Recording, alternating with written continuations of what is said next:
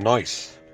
I knew this word as a sound that causes disturbance, like vehicles honking, baby crying, table bang, and loud talk, etc.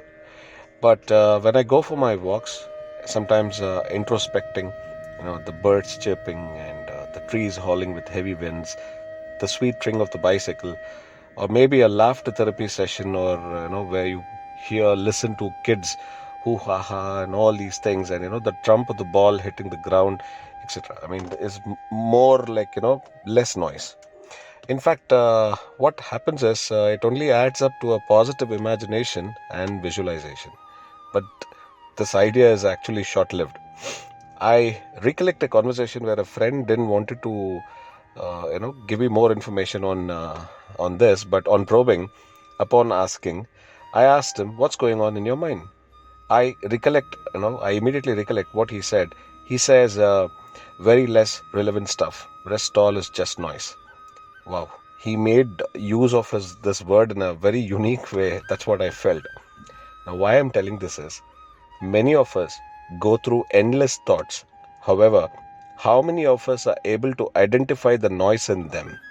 The reality is that 90% of our time, we tend to keep thinking is just based on assumptions, stories we cook in our heads, over analysis of a situation or a person or a place, etc. Decision making is not in reality a regular task. It actually takes place only when we are invariably choosing confusion over clarity. It's an art that requires focus, exposure, and precision. So that's about noise control.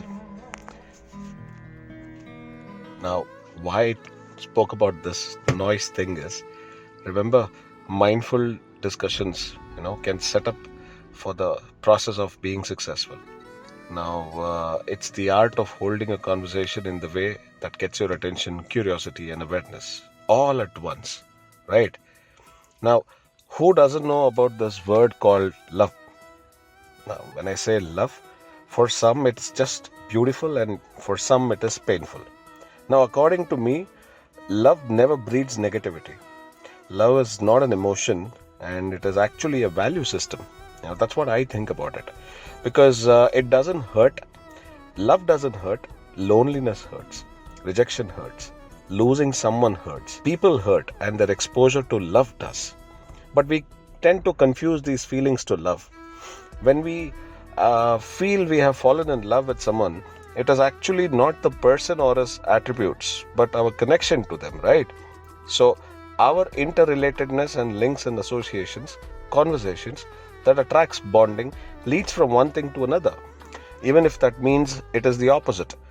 So, our minds do not register characters or people by their names or how they, but just on their own feelings and reactions and responses to them. Hence, we usually remember and feel pulled by people who invariably made us love ourselves in their company. People don't really love anyone but themselves. That's the reality. Now, what they are aiming to do is a part or a share or a major chunk of their self-love with someone else, thereby letting them realize that they mean a lot and a lot more than others. That they are special. You must have come across this thing in your day-to-day basis also. Now, to reframe this all, love is usually ingrained. We are born with it actually. Love actually covers up the pain, and love doesn't hurt. It actually heals. Thank you so much for listening to a short, simple podcast of, love and noise, and the noise is what we go through on the day-to-day basis. This is Karthik Narayanan, and enjoy your day and stay blessed and be happy.